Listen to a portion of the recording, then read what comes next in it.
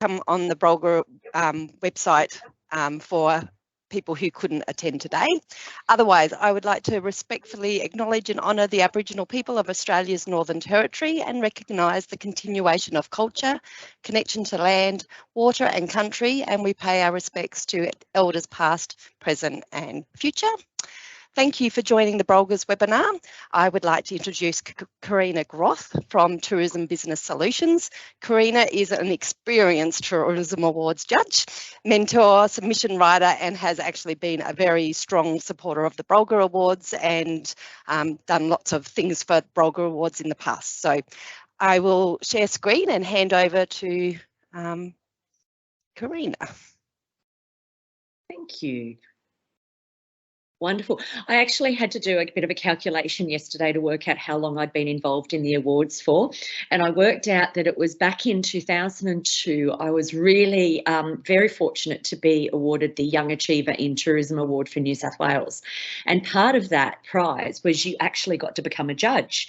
So where I sat on one side of the fence writing submissions and going, oh my goodness, what is it that these judges are looking for, actually was able to step over to the other side and see what judges were actually looking for. And that began what I now discover, I'd never put a year time on it, but I now discovered that that's a 21-year history in awards, and have spent a lot of time working. I was also a business consultant and a tourism consultant, so I have a very good, solid understanding of small micro businesses, as well as large businesses, but working with how we can actually look at our Brolga Awards and our general award process, or even if it's grant writing, as a bit of an opportunity. So, so thank you for having me, Chrissy. Very exciting. So today, guys and gals, we are going to be focusing on how to actually plan for your Tourism Awards submission. And, I think one of the big things is about you've got to get excited about it, because let's face it, you've got an amazing party at the end of this. So you get a chance to put on your best frock, your best suit, your top hat, kick up your heels and have a champagne with all of your best tourism buddies. So I reckon that's a great reason to actually get into this Tourism Award process. But one of the really big things with the Brolgas is that it's a great opportunity for you to engage your team in the process. And your team might be you and your husband or wife, or it might be you, yourself and you, or you could be fortunate to have a broader team that can actually support you in this process. But what I want to highlight is that an awards entry, in it, no man is an island, okay? We all have people that we need to pull on to actually help support us in that actual journey. And it can be really exciting for your team to know that, oh my goodness, hey guys, we're going to go in these tourism awards because we really feel like we're doing a great job. So who's in? Hands up. Let's get involved in putting our Brolga submission together. And today's webinar, we're actually going to be talking about some ways that you can involve your team in the actual planning of the process and planning of that information, because that's one of the really big things, is getting the information together. The Brolgas are one of the singular best opportunities for you to actually do your business planning. Chrissy, could we just pop back a screen, if you don't mind? I just wanted to chat about the fact that as small and medium businesses, often we don't have an opportunity to reflect on what we're doing throughout the year. Would you agree? We tend to we keep doing, we might do some weekly or fortnightly or monthly reporting, but we tend to get caught up in the treadmill that is our business. This is a really great chance for you to actually have a look at what you've achieved, okay, and celebrate that, because when it gets buried in the day-to-day, we don't often stand still enough to go, I'm going to pat myself on the back and say, you know what, high five, sister or brother, we've done a really good job in achieving all these things. So it's a really great tool for you to look at what you have achieved, and also, it gives you a chance to look forward, okay. Whilst we don't talk about in our Brolga submission what's happening moving forward, the reality is if you enter in consecutive years, you create targets, you look at where you land, and then you can move those targets forward. So stepping back from the Brolgas, it becomes that opportunity where it's your business plan each year. You look at those key features of what you're actually doing. And that's how I want you to think about your Brolga Award. It's a business planning tool that is celebrating your successes for the past year, and it's really digging deep and looking at those little things that you have done. As a judge, one of the things that I absolutely love is I love hearing the story about your business. I love knowing what drives you to get out of bed in the morning and make it happen. All right. And it's the little things. So, for example, I still remember a submission that I read. It would be, I reckon, 18 years ago. And it was a self-contained accommodation. It was a husband and wife team, and they actually had 3 little cottages. I still remember. You don't remember lots when you read tourism award submissions, but some things stick in your mind. And these guys, they were growing their business, trying to actually save on money, and they had those combustion fires in the cottages, nice and romantic, get in front of the fire. What they discovered, people from CBD areas generally have no idea how to actually start a fire. So what they would do is visitors would put, you can buy those fire lighters that you really only need a couple. You don't need to put a whole packet in there. They were finding their customers were using heaps and heaps and heaps of fire lighters, which are quite expensive when you add it up over time. So these husband and wife team, they would always have a cup of tea before they would go to bed at night. So what they started to do was they would dry out their tea bags. They would then soak them in kerosene, and they made their own fire lighters. They could actually quantify how much money they saved on not buying fire lighters. And it was just I use that as an example because it's quite off the wall. You wouldn't necessarily think of it, but here I am 18 years later and I still remember it and talk to entrants about this as a type of example. So my message here is don't just think about the big things that you're doing in the business. I want you to also think about the little things that you are doing that make a difference, okay? When we talk about business planning, for those of you that have already completed your quality tourism framework documents, your business planning and everything, you've already got a huge leg up because you can refer to that information when you're actually preparing your Brolga submission. So top tip here, guys, involve your team in the process. Remember, a problem shared is a problem halved. So a submission shared is a submission halved. And when you're getting close to your timeframes, that's what you want to do. So let's have a look at some timeframes now.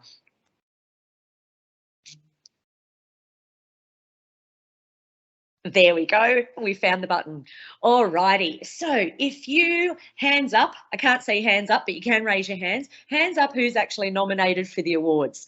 It's really important that you let Chrissy know that you're going to be participating in the awards because there are some super programs that you can actually have get support with in the lead up to the Brolgas. Oh, Anna's got a hand up. Love your work. Thank you. A few other hands have come up there. So excellent. If you are on the webinar and you haven't yet nominated, I encourage you as soon as you get off the webinar that you do jump on, get that nomination in. You've got until Wednesday the 9th of August to actually get that nomination in. There's also some other key dates in there in relation to your business and accommodation standards, making sure that they are actually, marked off and in the system there. And you've got support to actually make that happen up until the 11th of August. So just get your diary out, make sure you've got some key dates in your diary. Because we also then do have some support programs. We will talk in more detail about those a little bit later, but big dates for you are around the 16th of August, and then your submission is due on the 30th of August.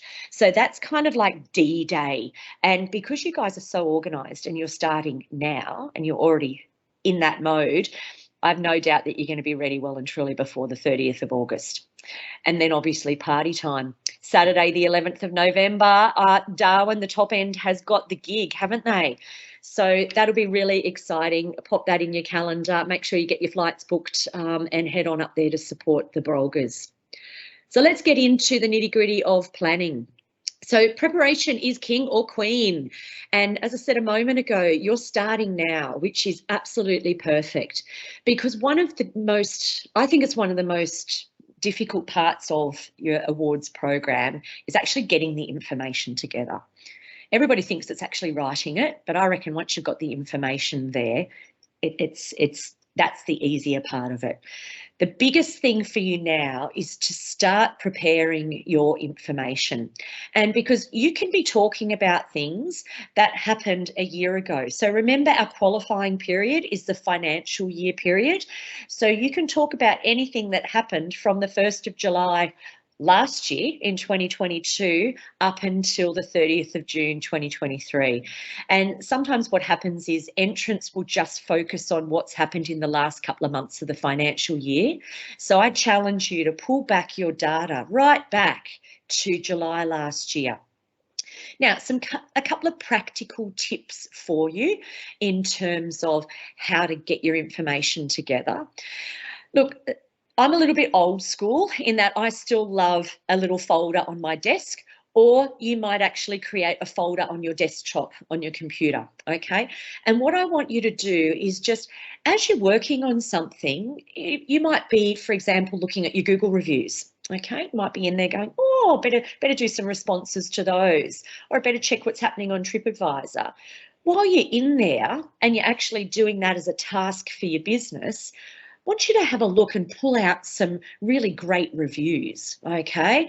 And just make copies of them. You know, if it's an electronic copy, then store it in your desktop folder. And what I would suggest, if you're doing it on a desktop, have different folders within your folder. You know, one might be about customer service, another might be marketing, business planning. You can probably see a bit of a theme here if you've actually gone through the awards before, and that theme is following your questions. Okay, it could be also things like if you've participated in a public relations program, you might have some newspaper articles or press clippings that you can pop in a little folder. So what I would suggest, have a place, whether it be an old school folder or whether it be a desktop on your desktop folder, where you keep putting things. If you're involving your team in this, which I highly encourage, you might set up a Google Drive or use something like that, or a Dropbox, where everybody can actually start to put information. And that, I'm going to jump around a little bit here, but we've got a point there about who holds the information in your business. Who are the people that you need to ask for help? And it might be that you need to put out a phone call to your accountant to say, hey, I don't know if your accountant's anything like mine, is a little bit slow getting things ready for the end of financial year. So it might be, hey, I need them in a hurry because I've got this submission coming up. I need my numbers. Okay, and you get them to actually even drill down and look at key numbers in your business if they're able to help you with that. You might be lucky and have a bookkeeper who's really good that can pull out, if you're an accommodation house, they might be able to pull out revenue from accommodation. Let's say at your accommodation you also have a restaurant, and they might then be able to pull out revenue from food and beverage services. So think about the different people in your business that you need to get them to help you. And honestly, that's the first thing that I would do. If you aren't able to have the answers yourself, the first stage of this process, I would be sending off an email today to those people saying, hey gang, guess what? We're going in the Brolga, super excited. We're going to have a party on the 11th of November. But what I need is a little bit of help getting together A, B, and C. Okay. Delegation can be king if you are fortunate enough to have that opportunity where people can support you. Okay. It might be that you have an external marketing person that helps you with your social media. Maybe they can provide you with your social media reports or your digital reports. You might have a web developer or web host that can provide support with your website analytics, bookings that have come from your website. But it could also be things like, and this goes back to our tea bag example that I brought up earlier, I want you to think outside the box. I want you to talk to people in your business who wouldn't normally be involved in putting together a Brolga Awards submission, okay? This might be somebody like your landscaper, okay? They could have put together the best water reticulation system that you have ever heard of. Actually means not very much to you in a day-to-day basis, but to them, they spent a month working it out, and they know that it's actually saved you 1,000 litres of water usage watering your garden every month. And they've also put in a big extra rainwater tank that goes straight to the gardens for your herbs and your vegetables that you actually use in the restaurant. Okay, so I want you to think about the people that you wouldn't normally talk to get information. Okay, because earlier I mentioned judges love quirky details. We love little stories about how you do things differently. Interesting. I was chatting with an entrant earlier this week who's a micro business, and her big concern was that she was not big enough, that she didn't do lots of these things.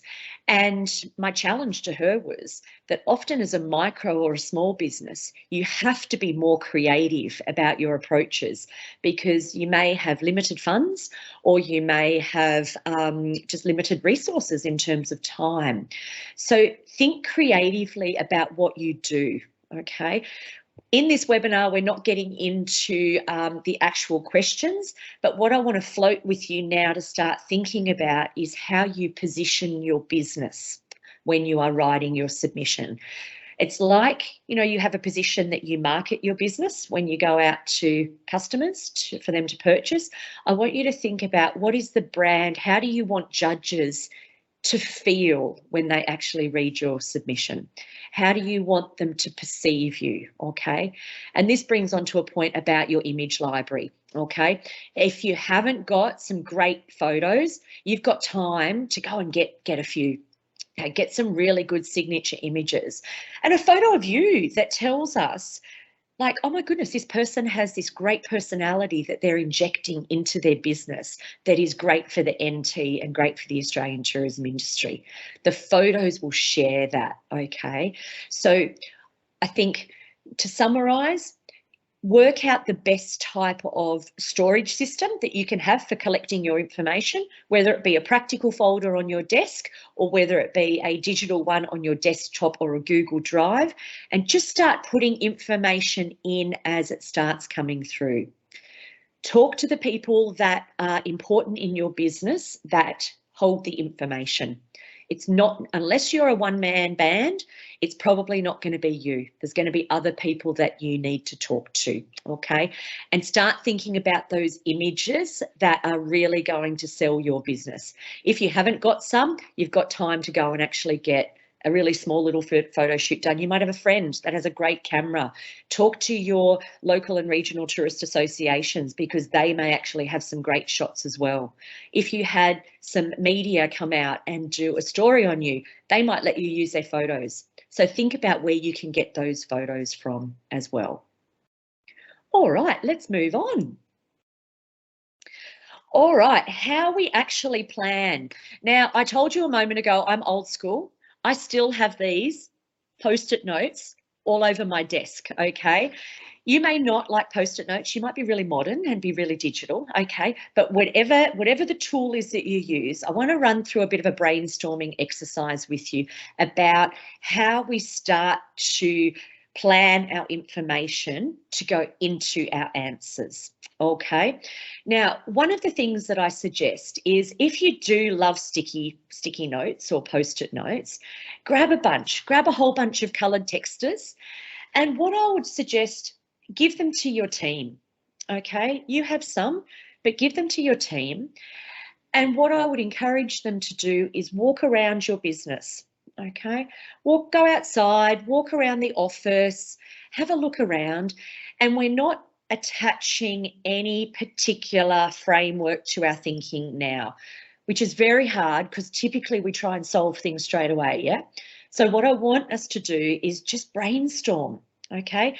Be really open and creative with your thinking, and literally write down one idea per post-it note or sticky note, okay? Just one idea per post-it note. No rhyme or reason. It's literally just ideas. You might notice that you had a new compost bin, okay? You now have a worm farm. So you just write down worm farm.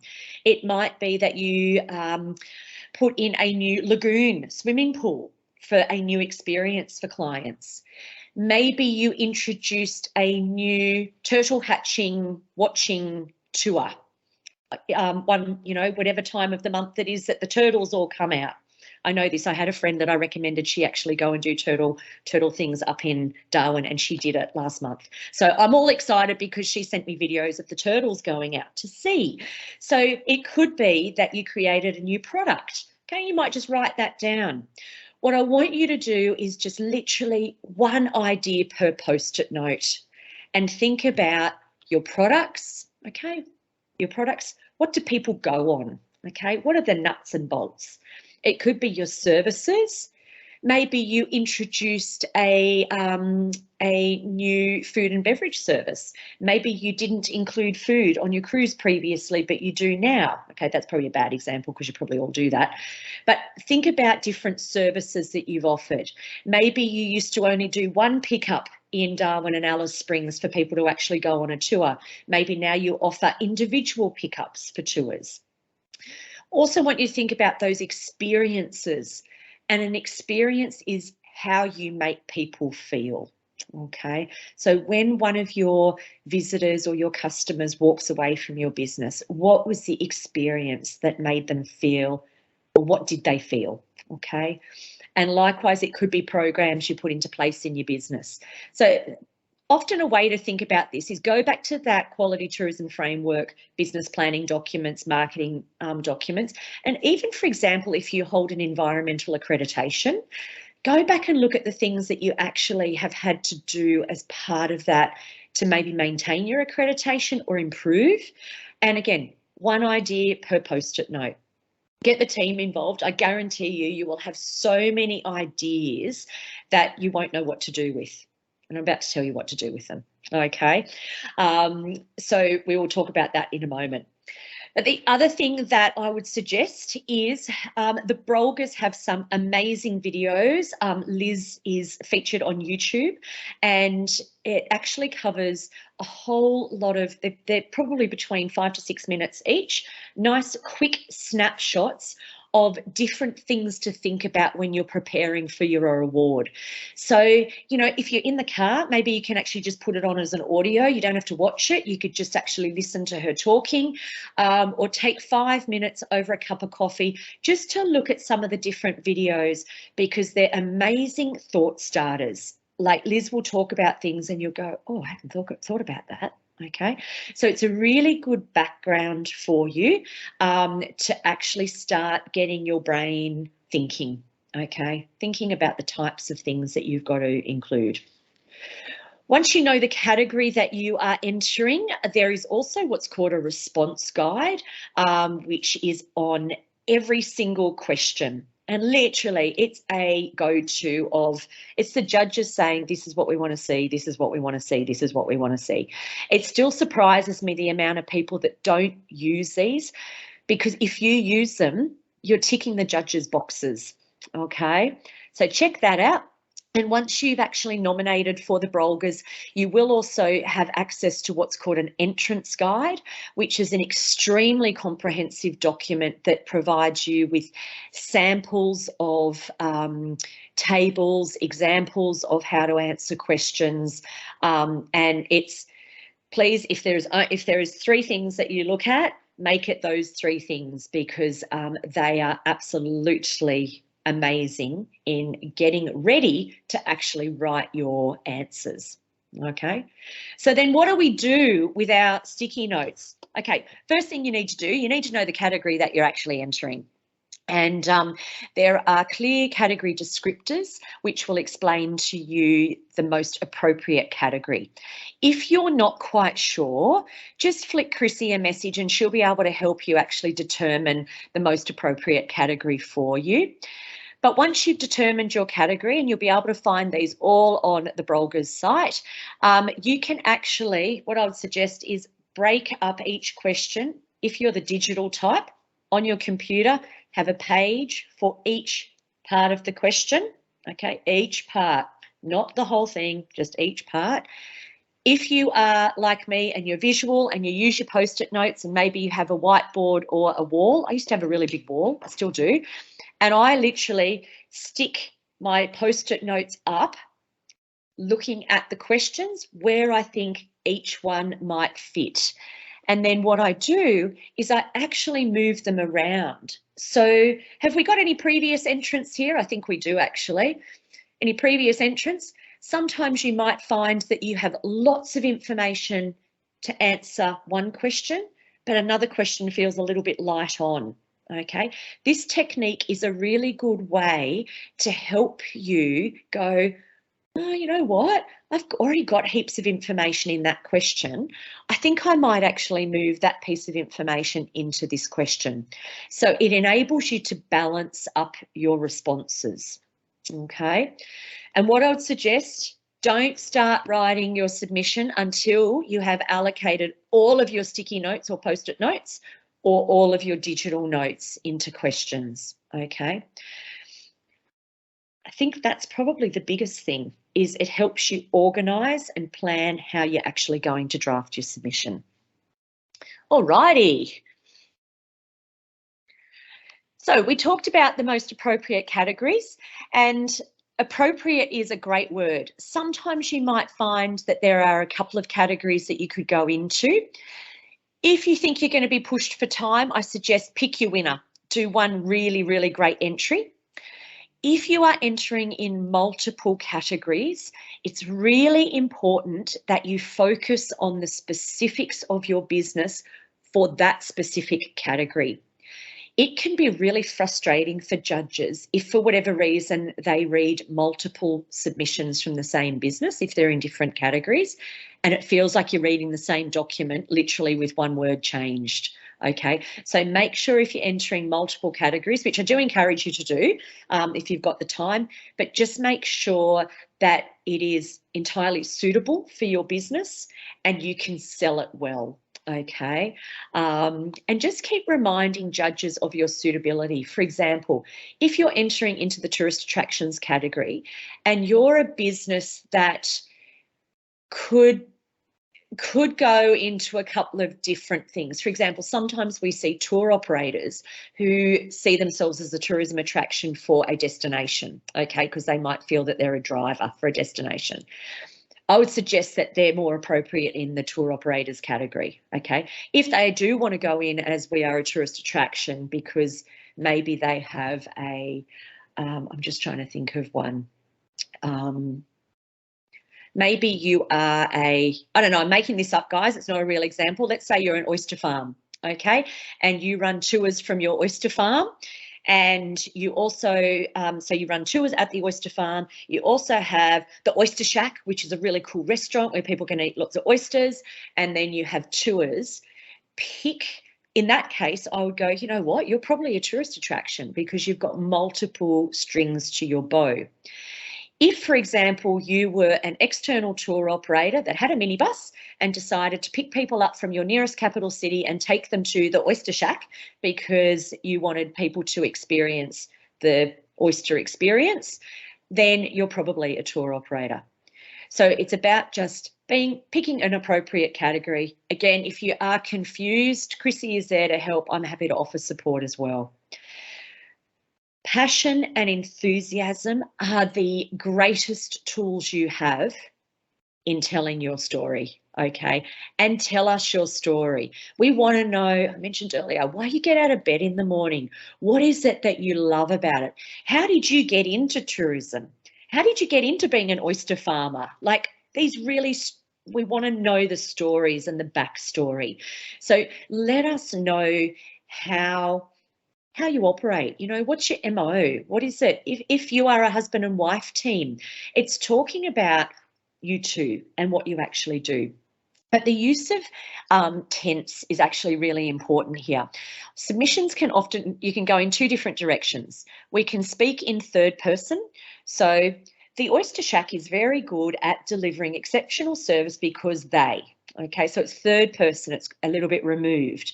Or at the Oyster Shack, We love providing plump, juicy oysters because we love what we do. We're using the words we talk about our. So instantly what happens is you get drawn as a judge closer to the entrant. So I'd highly encourage you to use tense, which really brings that judge into your space. Okay.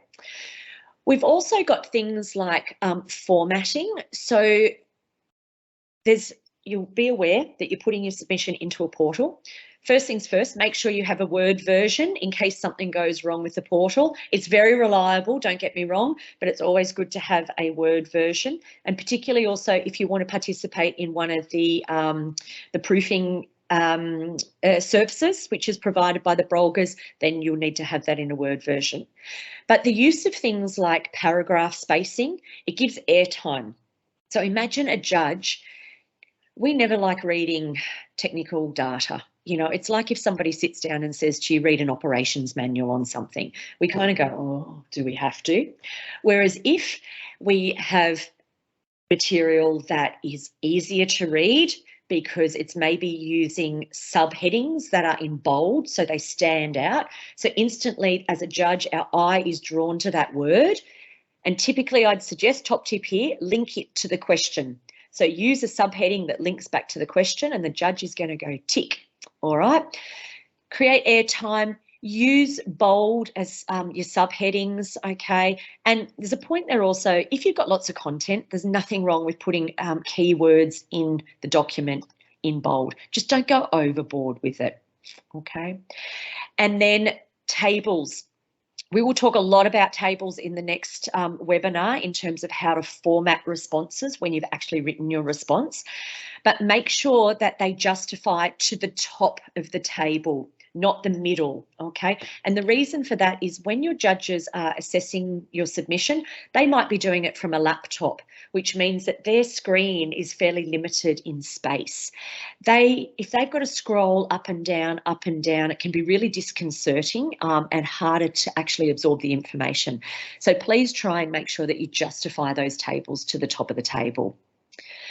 Avoid repeating information, okay? Earlier we talked about your post-it notes, making sure that you assign them to specific questions. It's quite frustrating for a judge when we read the same thing 5 times over. The questions are designed that you can focus on particular areas of your business in each question.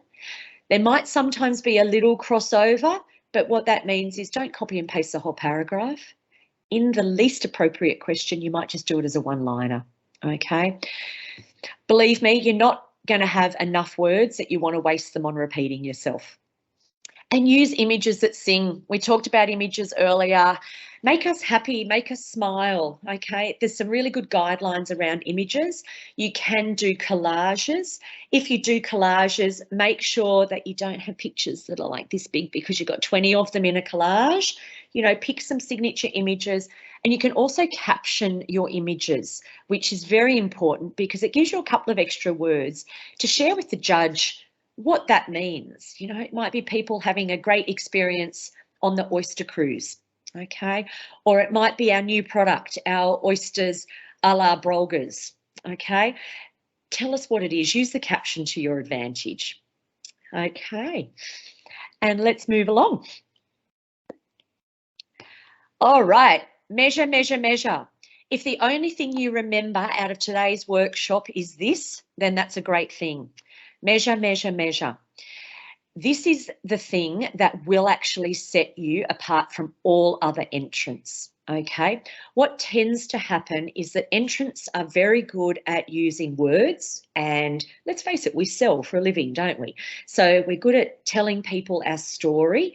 But what sometimes we're not as good at is showing or proving our success or decline. Now, when we often read submissions, sometimes submissions will refer to purely percentages, which is a really great indicator, okay? We love seeing percentage growth or decline. One of the things that can make percentages really come alive is when you add real figures, okay? And that And the reason for that is it gives context, because the reality is a 100% increase on 1 is only 2. So it doesn't mean that it's actually a great outcome. The percentage will skew our thinking about that, but the numbers will prove that it's a good outcome. So I do want to let you know also that when the judges review your submissions, we sign confidentiality agreements and we also declare conflicts of interest.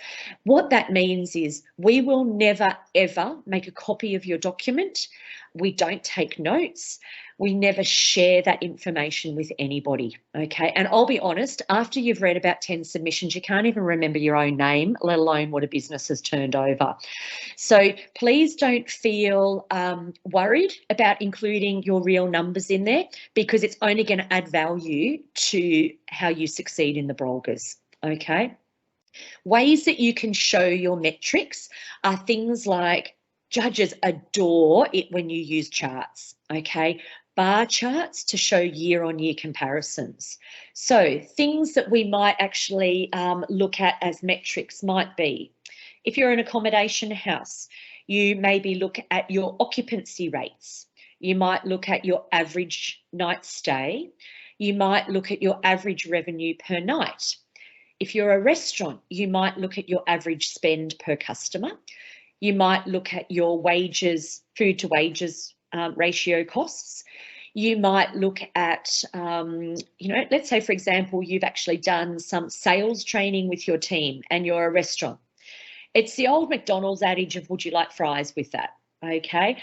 If you think about your food and beverage service that you're offering, are you did you do sales training with your team to ask everybody if they would like garlic bread? Okay. Everybody that buys garlic bread, your average spend is going up by, I don't know, what's garlic bread, $6 a serve? Okay. So these are the things that we would love to see. So if you've put a new initiative in place, like we did sales training with our team to try and enhance their selling skills in the restaurant. Then what we executed, our strategy was we created a buy a garlic bread campaign within our team. Maybe you had a little team competition to see who could sell the most garlic bread, okay? Your outcomes are Susie sold in the month of July, she sold 100 serves of garlic bread. We actually generated, our sales of garlic bread grew from this to this, which was an increase of 80%, which resulted in an extra revenue of X. Okay, so see what I'm saying? We're showing what the strategy, what it was, what you did, and then how did it actually impact your business. So we love seeing comparison data where you share. So you'll be sharing last financial year with this financial year. We also love to see, and this is a bit of a tip, we love to see it when businesses identify what your target for the year was, okay? So don't just tell us what actually happened, but tell us how close you were to what you were hoping to achieve, okay? What that does is it shows that you're strategic in your approach to your business operations, all right? We also love things like pie charts that show target market share. Really pretty. We love lots of colours. It also breaks up reading. Okay, so give us that sort of information. And, another pie chart that you could use is you'll find that all of you will have a question around the success of your marketing outcomes. A really good pie chart could be source of booking. How do people find you? That very quickly shows judges at a glance, top line, how your strategic marketing activities have actually worked, okay? We love the use of tables, particularly to demonstrate goals, strategies and outcomes. It absolutely, if you're not using a table in this, you need to use a table. I will say that unilaterally, you've got to use tables, okay, particularly in your business planning question and also your marketing question. A good place to also use your tables is the introduction where you have to explain your products, services and experiences. A table will make it a lot easier. Okay. All right, let's have a look at the next slide, Chrissy. Thank you. So the support tools that the Brolgas have put in place, and let me tell you, NT, you guys are leaders in this. You are You're very lucky you're entrants. We've got some great YouTube videos. We talked about where to find those earlier. You can watch them at brolgaawards.com.au, but they're on things like preparing a successful submission, how to use correct images in the document, elevating your online presence, because you are actually outside of your written submission, you are actually evaluated on your online presence, and also increasing and leveraging online consumer reviews. So they're just a couple of the ideas that you'll see in the videos. Our next support service that we have in place is our entrance guide. This will be accessible to you once you have nominated. We did have hands up before for those that have nominated. So just a friendly reminder for those of you that haven't, jump on and make sure you do. You'll then get the entrance guide. I was super impressed with this actually. It's about 50 pages long. Don't be daunted by that, because you'll pull the eyes out of it, what you need. It has great examples of how to answer the questions in a question by question breakdown. Okay, really important. And if you don't have a set of highlighters with you, again, sorry, I'm old school. I use my post-it notes on those, and I use highlighters to draw my attention to the bits that I really need to pay attention to. All right, you've also got some personalised assistance provided by the Brolgas. So you can register for some one-on-one mentoring with your amazing Brolgas coordinator, Miss Chrissy, who will be eagerly awaiting being able to help you. So she's really great at looking at how your business, the fit with the categories, getting you started on those ways to actually really get the best chance of success in your submission. Once you've actually prepared your submission, I'm super excited because I'm getting to help you guys by doing like a mock judging service or a draft review. So once you've actually got your submission to a point that you're feeling pretty good about it, pop that, make sure that that's in the portal and let Chrissy know, and she'll alert me, and I'll actually go through as a judge would, and I'll provide you with feedback in relation to where you're doing really well or where there might be some areas that you can tweak and look for other opportunities. So please, I'd love you to take advantage of both of those services. And then you've also got access to an editor. Oh, that sounds very special, doesn't it? Imagine having your own editor who can actually help you proof for typos and grammar. Okay, so the Brolgas again is providing that service. And what is super amazing is they are all free of charge. So we really encourage you to get things ready, nominate for any of these services, let Chrissy know in advance that you'd like to participate so that you don't miss out on a spot, and that will give you that best chance of success, not only at the Brolgas, but we want to see you taking out a gold at the Nationals next year in March. All right, so for your diary, our next webinar, everybody, 11th of August, it's a Friday, 10:30 till 11:30 a.m. and we are going to do a deep dive into that entrance guide that we talked about a moment ago. And we're going to be doing a question by question analysis of things to actually include. Now, what I would suggest is, don't feel that you can't start your submission until then, okay? Get started on your document, because when you then come to that webinar, you'll already have an understanding of what your questions are, and it will actually help you just refine it that little bit more. Okay, because we'll be talking about the best ways to lay out your response, looking at keywords, and also recommendations about supporting images. So please pop that in your diary. Chrissy and I would love to actually see you then. But as I said, don't wait to start until then. Get started now, okay?